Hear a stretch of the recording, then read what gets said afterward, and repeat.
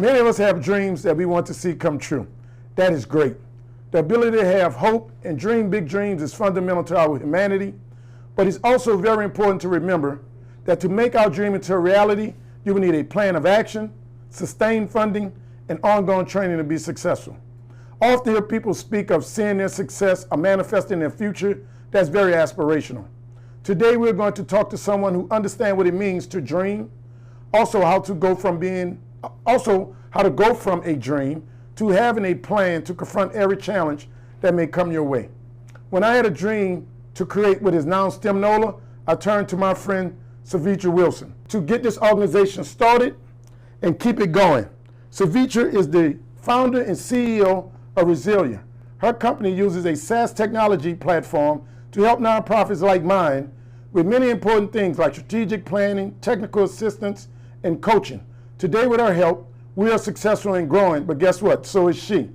This young lady is amazing. She recently was able to obtain more than $35 million in series funding to help nonprofits do their work better, professionalize, and change the field through technology. I am proud to call Sevetri my professional colleague, but more importantly, I'm very proud to say that she is a friend. From the STEM Global Action Studios in New Orleans, this is the Let's Talk STEM with Dr. Calvin Mackie podcast. STEM Global Action is a national leader in creating STEM-based learning activities and delivering them virtually and in communities around the globe. Hello and welcome to the latest episode of Let's Talk STEM with Dr. Calvin Mackie. I'm Ken Sang, your moderator. And today we kick off this wonderful new set, and to really inaugurate it, we have an excellent guest who's going to tell us her personal story of success. But before we get into that, let's welcome our host and leader, Dr. Calvin Mackie. Hey, Ken, how you doing? Thank you so much for this great setup. Check us out, man. We're together. We're together. Look, I hear music in the background. Yeah. We're moving on up. But look here, I am very happy today because I have my friend with me, Sevetri Wilson, who actually helped start STEM Nola from scratch. When I was struggling how to get this thing started, I didn't even know how to apply for a 501c3 nonprofit status. And she looked me in the eye, she said, I got you. I said, look, you don't understand, I don't know. She said, I got you.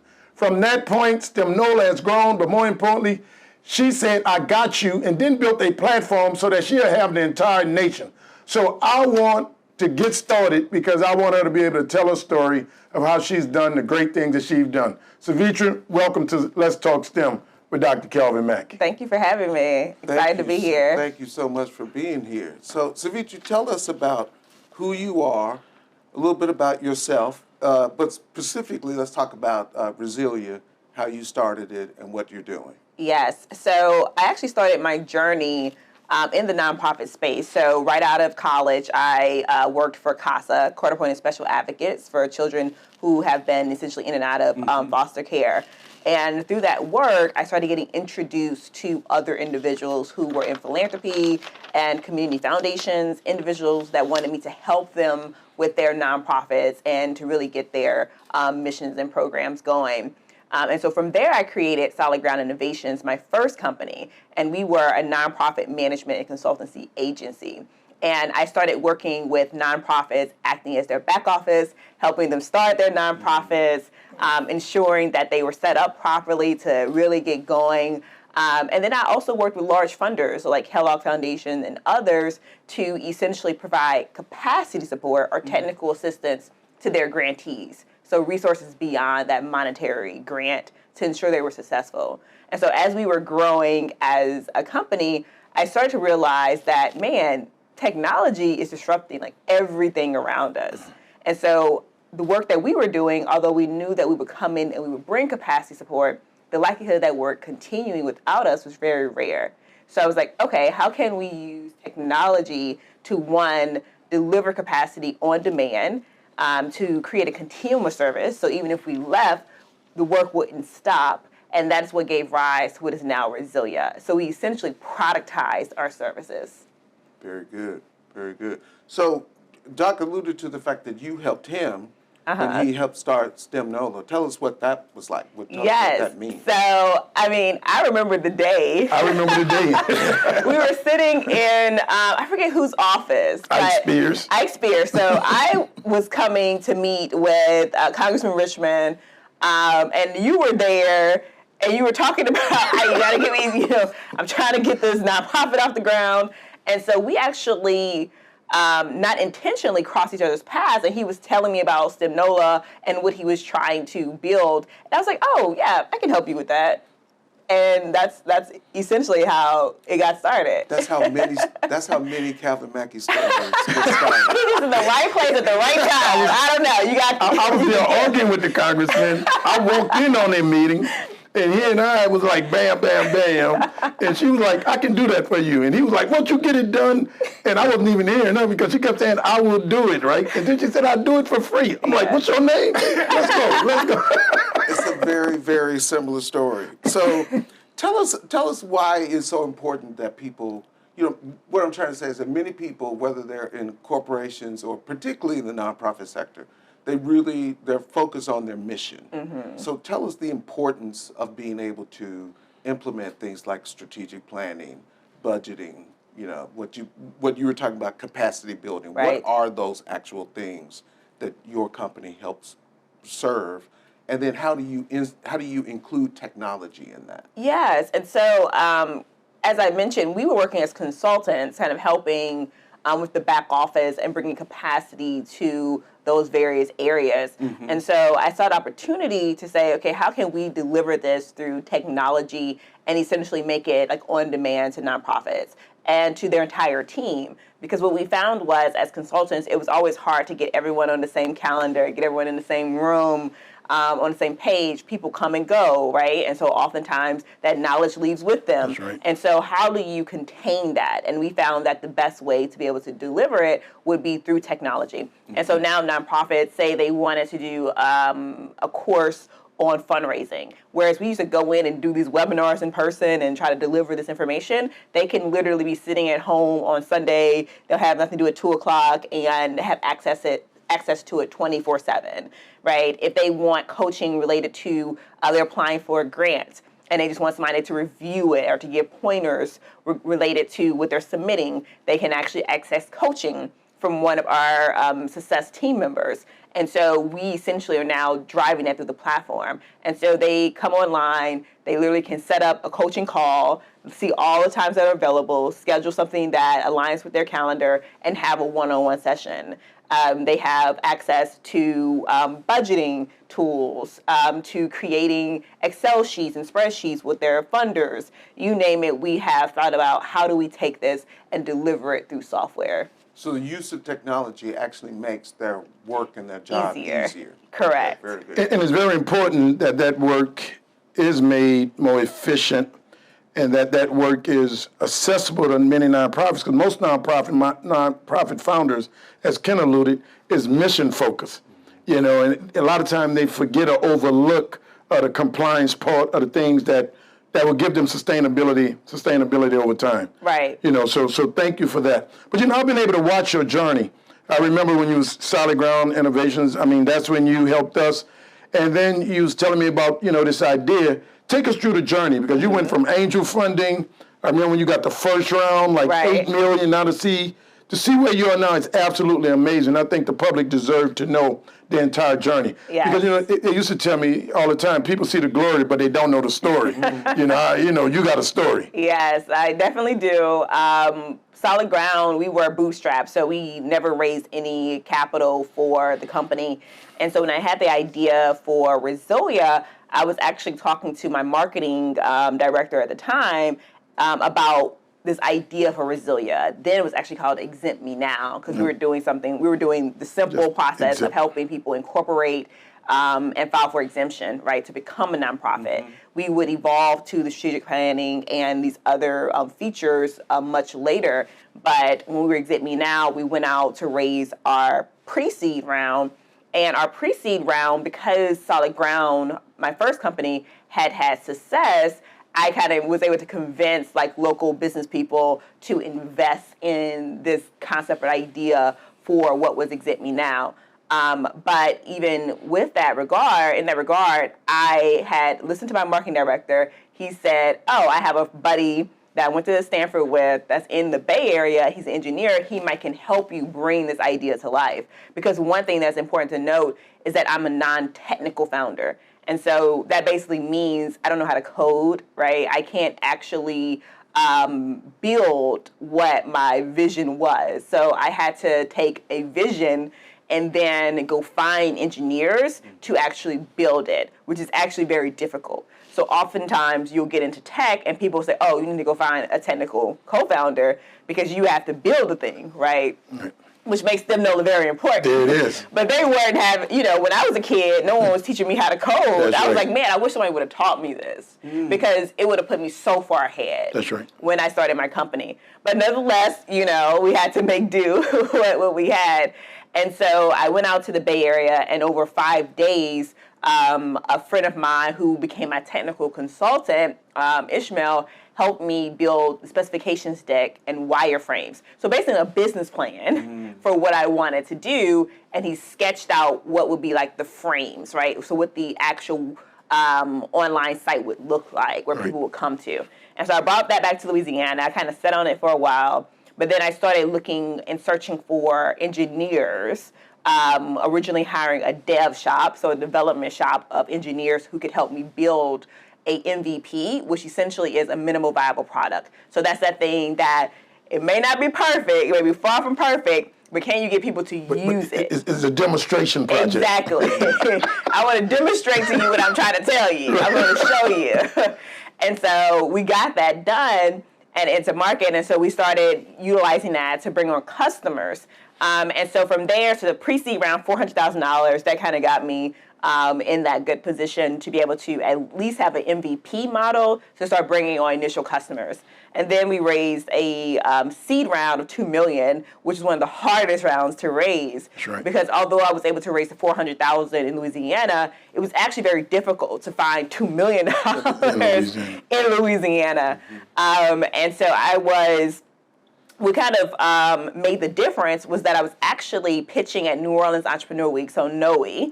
And this is when it was Coulter Pitch. So Jim Coulter is one of the co-founders of TPG Capital, one of the largest private equity firms in the world. He's from Texas, but his wife's from New Orleans. That's right. And so he used to sponsor a pitch competition in which the winner got $100,000, right? He still does it, what's his name? Patrick took it over now. Patrick got it now. That's right. So Patrick kind of came over and he took it over. After Jim was like, look, I've been doing this for 15 points. Somebody else time to step up, which Patrick did.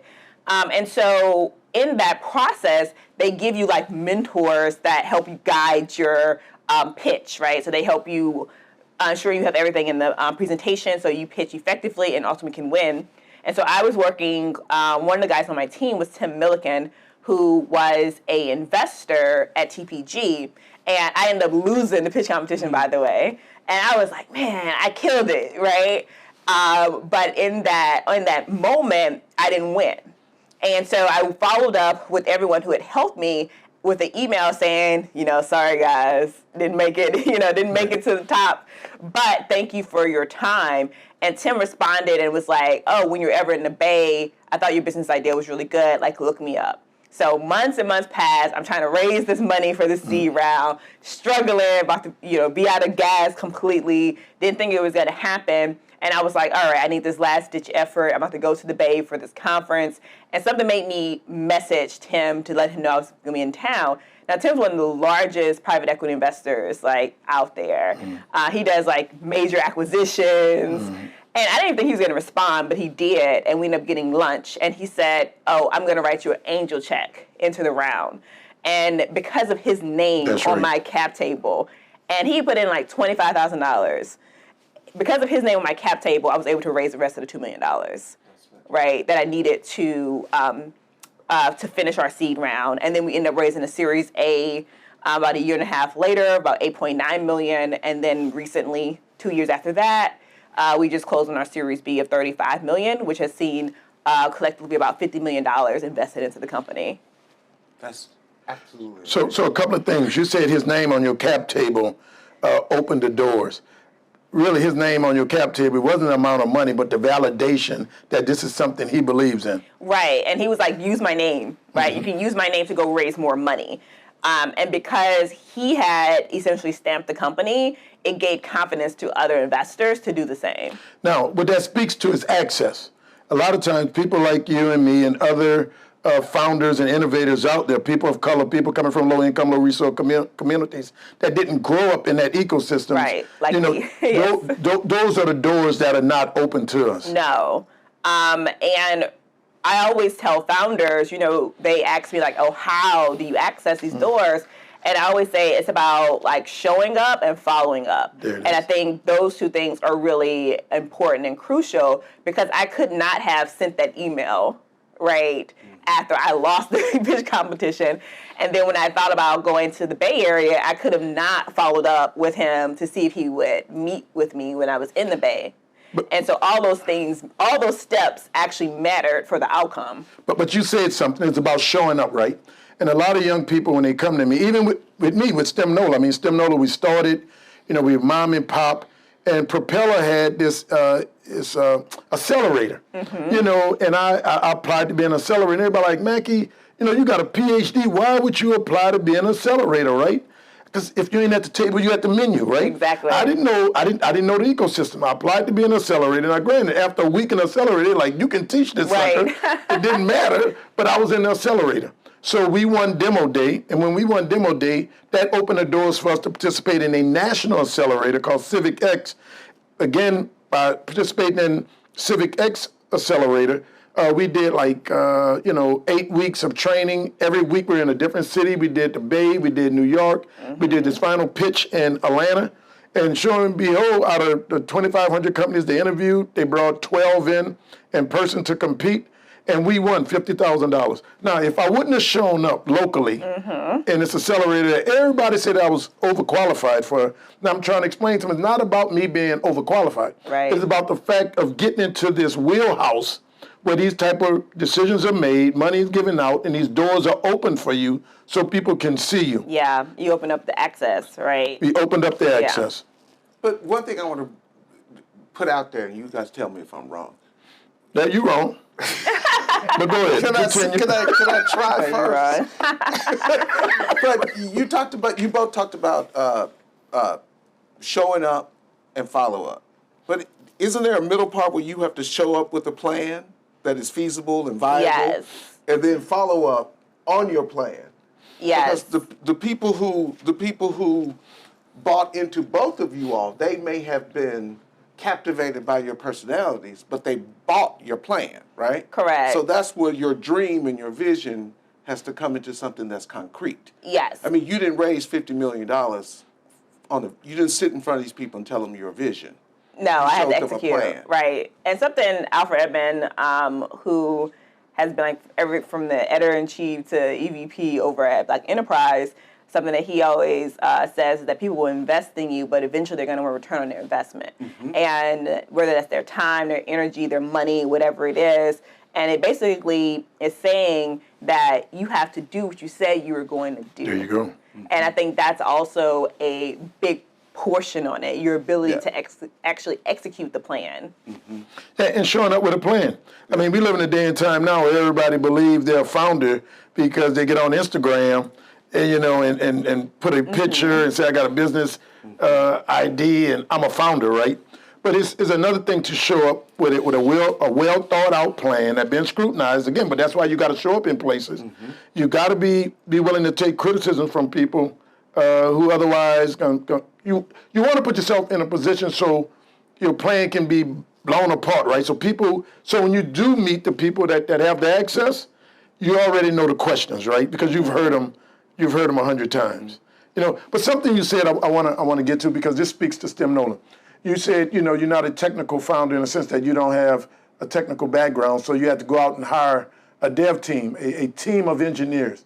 Was those engineers local? Were those engineers out of America? Was those engineers from another country? So originally they were local, but what we found was that hiring a local company where we were was very expensive.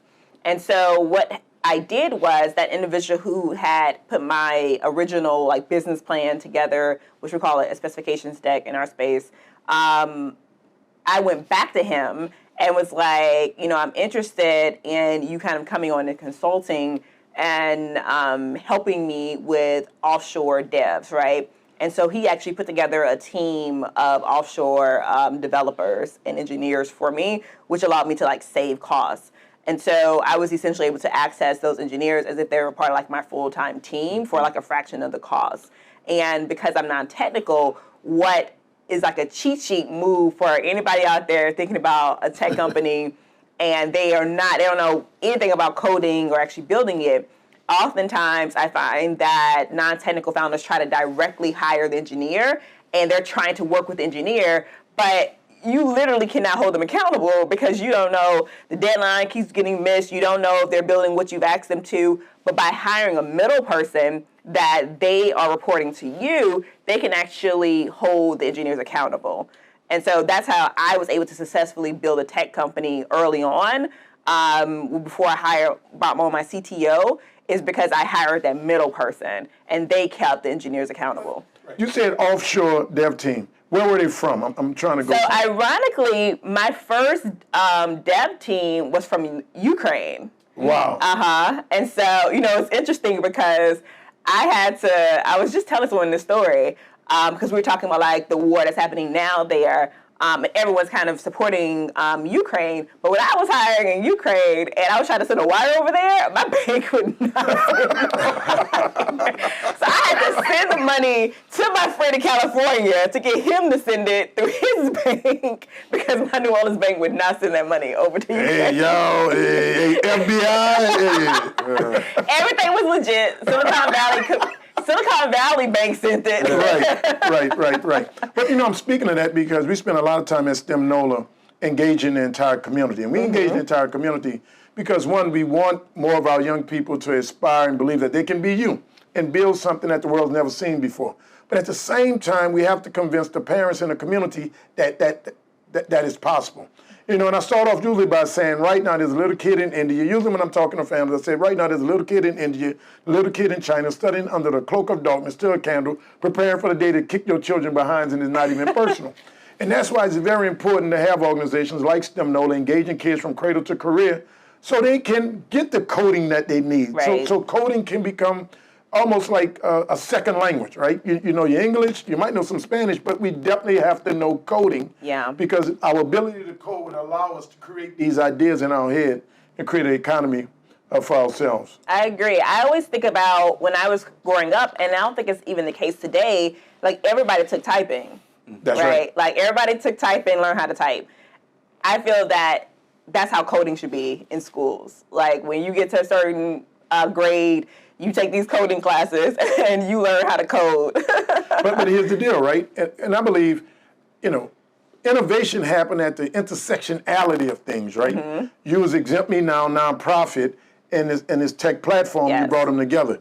So when I'm talking to parents is that it's not enough just to know how to code. You got to expose yourself to other things. Yeah, you got to implement it. And then, you know, it's that intersectionality, right? You may be a cake designer and then say, I'm designing these cakes by hand and come up with a way to design them online. But the bottom line is that, you know, when you have exposure, when you have exposure to a lot of things, it gives you ideas that otherwise somebody else may not see. Right. And even the ability, I mean, you're a cake designer and you want to start a company selling cakes or whatever, and you know the basics of coding, then you know how to build a website, you know how to launch your product, you know, you would have the foundation to be able to do that, right?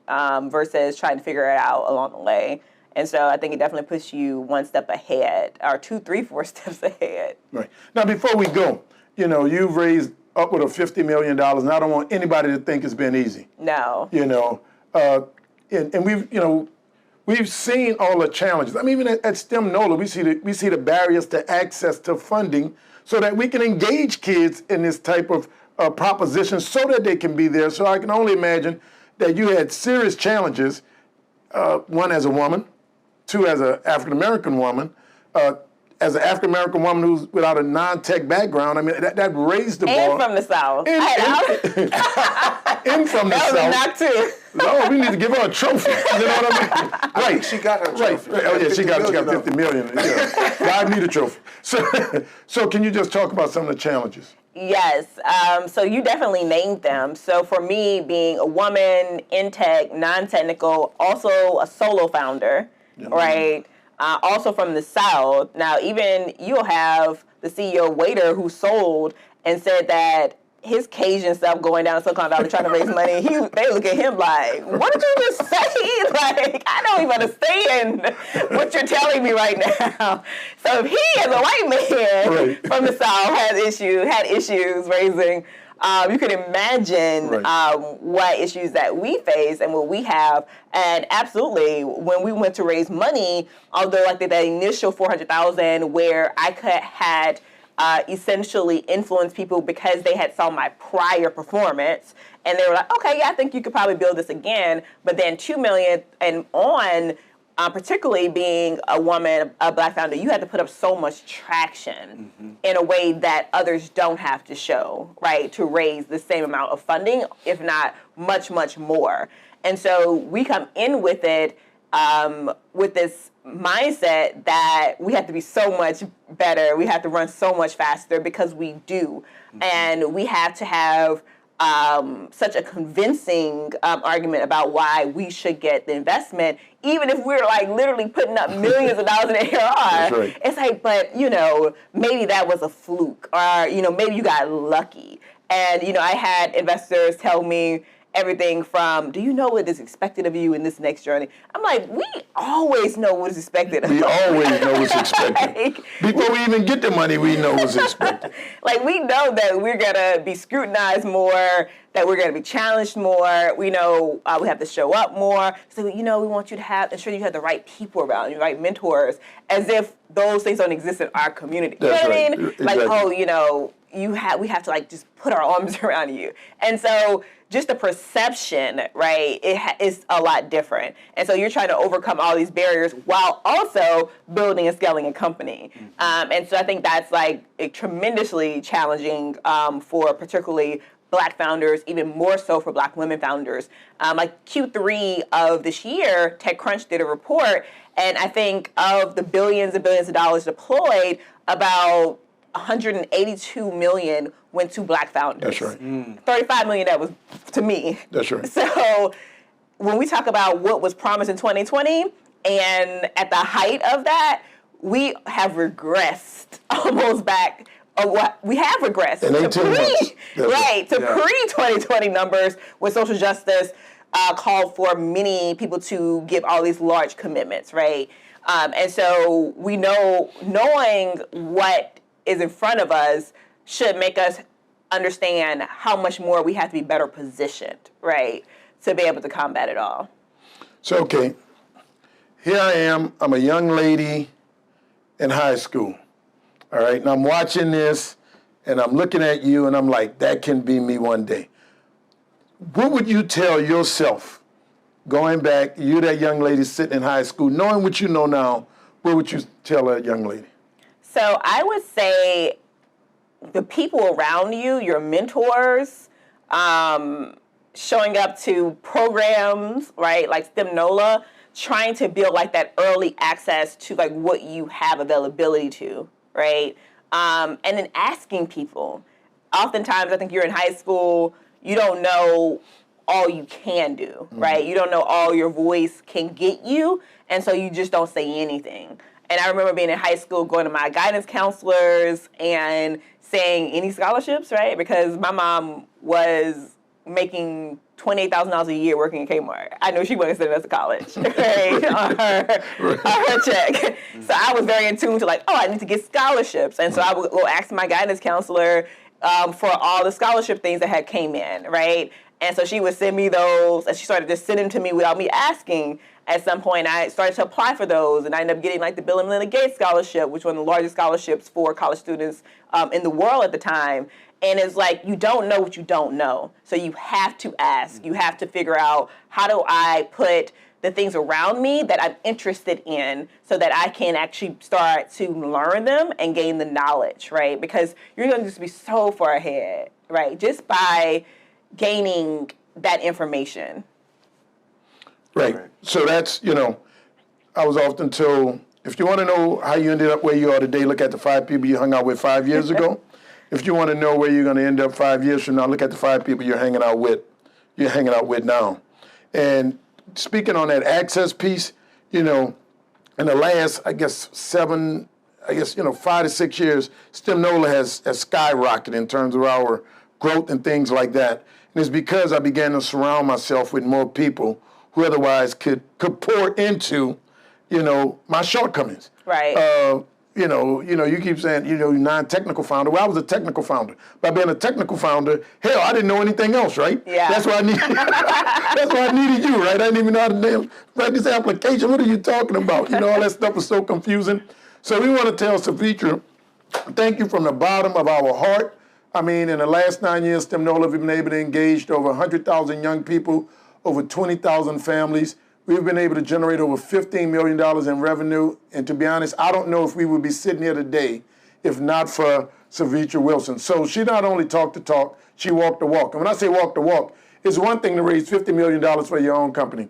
It's another thing to make sure that other organizations like STEM Nola have what we need so that we can do the services and provide the services that we want to do to the community. So thank you for being you. Thank you. Thank you so much, Sevetri. Thank you for doing what you do. This is an amazing story. Hopefully it'll be of inspiration for others. I hope so. And good luck in all your future endeavors. Thank you. Well, that's our show for today. Thank you all for joining us. And come back and see us here at Let's Talk STEM. I'm Ken Sane. Join us on Spotify. Until then, goodbye. You've been listening to a STEM Global Action podcast. Through our STEM-based programming, we put students on the path to quality jobs in science, technology, engineering, and math. Visit us at www.stemglobalaction.com. Until next time, let's keep talking STEM.